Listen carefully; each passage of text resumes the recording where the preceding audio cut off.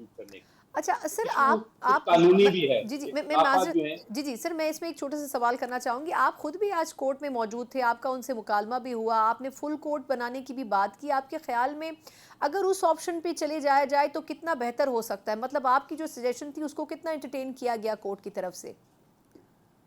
कि देखिए मैंने ये कहा, मेरा मौक़िफ़ ये था कि हुँ, आपके सामने 2 सवाल आ गए।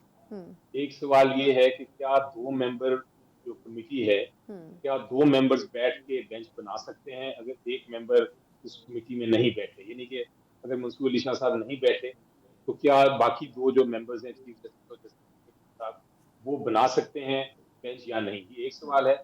और दूसरा सवाल ये है कि अगर मुनीब अख्तर साहब नहीं बैठते जो ऑथर जज थे, हुँ, हुँ, तो क्या ये केस की समाअत हो सकती है रिव्यू की या नहीं? हुँ, हुँ, क्योंकि कानून ये कहता है कि ऑथर जज को बैठना पड़ता है। तो मैंने कहा कि ये दोनों सवाल के जो जवाब हैं वो इस वक़्त हमारे कानून में या रूल्स में नहीं लिखे, तो इसका किसी ने तो फैसला करना है।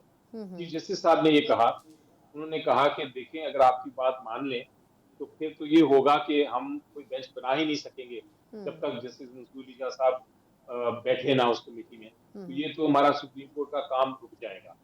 मैंने कहा ये आप दुरुस्त कह रहे हैं कि काम रुक जाएगा, हुँ, लेकिन चूंकि सुप्रीम कोर्ट भी ताबे है कानून के, तो इसका हल कोई ना कोई तो ढूंढना है। हुँ, अब हल कौन ढूंढ सकता है? हल सिर्फ दो या तीन ही है। एक तो ये है कि पूरा सुप्रीम कोर्ट बैठे और हुँ, इसका हल तलाश करे और उस पर कोई फैसला करे, हुँ, या दूसरा ऑप्शन ये है कि पार्लियामेंट कानून साजी कर दे हुँ, और उसमें कोई ऑप्शन डाल दे। हुँ, ये दो ही रास्ते हैं। उसके लिए मैंने ये जब सजेशन दी, तो चीफ जस्टिस साहब ने उसके ऊपर कोई फैसला नहीं कहा सुनाया। हुँ। उन्होंने यही कहा कि हम सुबह पहले मुनीब अख्तर साहब को मनाने की कोशिश करेंगे हुँ, और फिर देखेंगे आगे। सही। अच्छा अब सर ये बताइएगा कि अब एक और अहम चीज़ भी है वो ये कि ख़बरें ये थीं कि अक्टूबर के पहले 10 दिन में जो एक जुडिशल पैकेज नाम की चीज़ आनी थी हुकूमत की तरफ से वो इन प्रोसेस है। मौलाना साहब से भी इस पे काफ़ी बात हो रही है। आज बिलावल भुट्टो साहब ने क्वेटा में इस पे बात की है और उन्होंने कहा है कि देखिए जो आइन और वफ़ाक के जो केसेज़ हैं वो उसके लिए तो कॉन्स्टिट्यूशनल कोर्ट्स होनी चाहिए बल्कि सूबों के लेवल पर भी कॉन्स्टिट्यूशनल कोर्ट्स होनी चाहिए। तो सर 2 सवाल हैं मेरे, एक तो ये कि क्या ये इतनी शदीद ज़रूरत थी इनकी, तो पहले क्यों नहीं सोचा गया मिसाक जमहूरियत के नाम के ऊपर? और दूसरा ये कि आपके ख़्याल में क्या नंबर गेम पूरा है? क्योंकि नून लीग ये कह रही है कि मौलाना को हम अज़राए तफ़न्नुन शामिल करना चाहते हैं, वरसे ज़रूरत नहीं है, हमारे पास नंबर्स पूरे हैं। तो वो नंबर्स कैसे पूरे होंगे अगर जेयूआई फे भी नहीं है, पीटीआई भी साथ नहीं है?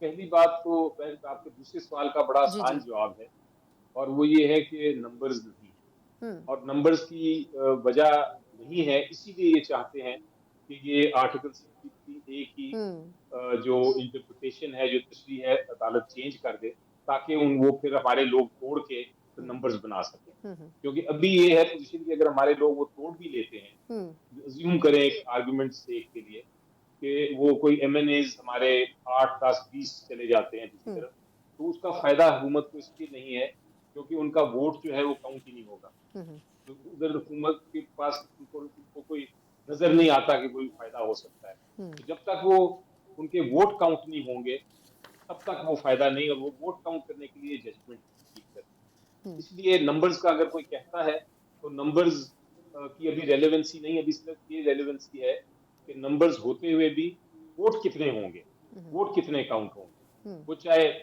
300 के 300 एमएनएज क्यों ना रख लें, लेकिन वो वोट जो काउंट होंगे वो सिर्फ उन्हीं के होंगे जो पीटीआई के मेंबर्स नहीं है। हुँ, इसलिए नंबर्स आपको देख लें कि पीटीआई के मेंबर्स के बगैर वो नंबर्स नहीं उनको मिल सकते। ठीक, यानी आपको इसलिए ये जी। जजमेंट जो है बड़ा हुँ, फैसला। हुँ, हुँ, बिल्कुल ठीक। दूसरा आपने कहा कि हुँ, कॉन्स्टिट्यूशनल कोर्ट की क्या एकदम जरूरत पड़ गई, तो मेरा ख्याल है आपके सवाल में ही जवाब है। हुँ, यकीनी तौर पे इतनी देर से ये फैसला किया हुआ था, वो जो एक था, उन्होंने एक एग्रीमेंट की थी लंदन में बैठ के, हुँ, हुँ, पीपल्स पार्टी और पीएमएलएन ने हुँ, उस वक्त मुल्क से बाहर ये फैसला किया था और उसको लिखा था, और उसमें ये लिखा हुआ था कि कॉन्स्टिट्यूशनल कोर्ट बनाया जाएगा।